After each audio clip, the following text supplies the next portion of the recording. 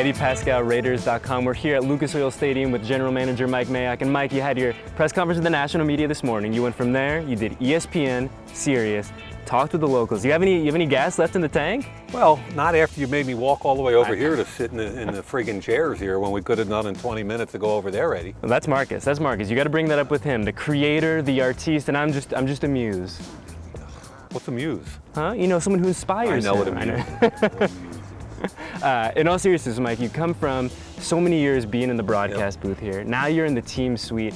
In terms of feel, how is that feel going to be different for you? What it used to be for me for almost 20 years was kind of getting to see all the head coaches and general managers and all these guys around the league that were my friends that I developed relationships with, and we talked about players and we shared information. What tape did you watch on this kid? Where do you have him? What kind of receiver is he?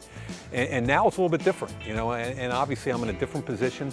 I think the biggest change during the week is the time we get interviewing the kids, the players.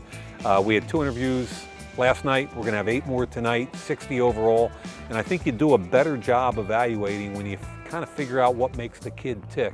And that's really the major challenge this week. We can measure the 40s, we can see how high they jump. All the measurables are easy to define. I think the hardest part is figuring out the kid himself. You know, we've talked so much about that transparency you have, about that transparency between your staff and the coaching staff. So I got a bit of a 2-part for you. One, how do you feel that the inroads have been made in that particular relationship? And then I'm kind of just curious on how you and coach communicate. Do you like a standing, 2 o'clock at noon where you guys sit in the room and kind of throw thoughts off each other? How does that work? Coach doesn't have a standing anything. But I mean, basically what I found with Coach is the best thing to do is I get in the building at plus or minus 5:30 in the morning and he's always there. I mean, I can't beat him into the building. And I'll walk in with a cup of coffee and we'll sit down and talk. And nobody else is around, or nobody's gonna bother us at 5:30. And we sit there and sometimes it's 10 minutes and sometimes it's 3 hours. And we sit there and throw the film on and talk about our team and college players and free agency. So just about every day of the week, Jon Gruden and I are communicating. So walking onto the quote coach's side of the building to me is natural. I'm a coach's son. That's natural to me.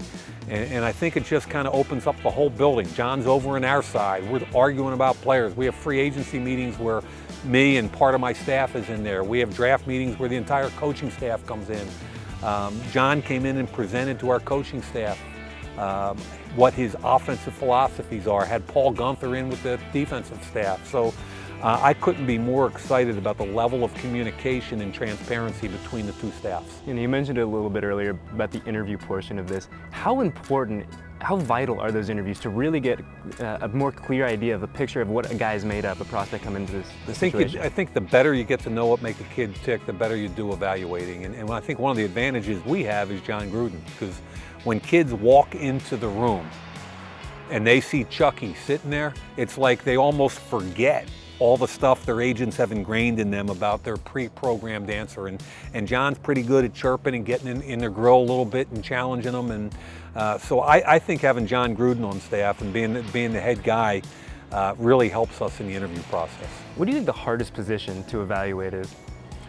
Ironically enough, and I played safety in the NFL, and for me it's safeties and linebackers, and it's because of the way colleges play football now. So I can put a safety tape on, and sometimes I can watch 4 or 5 full games of a safety and not really know what kind of player he is. Whereas I can watch a guard or tackle or a defensive lineman and 2 or 3 full tapes, you have a real good feel on them. With a safety, they sit in quarters coverage. I call it squat and grab. A lot of them just stand there, squat at 10 yards, grab receivers. You can't see them cover. You don't see a lot of the traits that you want to see in an NFL safety. And linebacker is similar because a lot of the college linebackers are lateral guys, smaller, quicker lateral guys.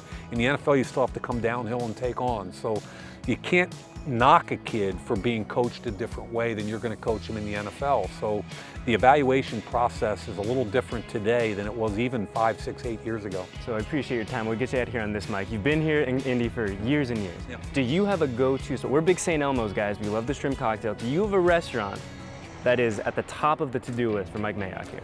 Well, I like St. Elmo's. I like Delicious. steak and shake if I'm just in the mood for a quick in and out. Richie Bisacci, our special teams coach, was mad at us last night because Gruden and I were coming from the player interviews at about 10:15, 10:30, and Bisacci was in the steak and shake banging on the glass, and we didn't come in and join him. So I think Richie was a little pissed off at us. You a shrimp cocktail guy? If I need to clear my nostrils out, yeah. Yeah, same with us. Well, Mike, we appreciate your time and good luck this week. Thanks, Eddie.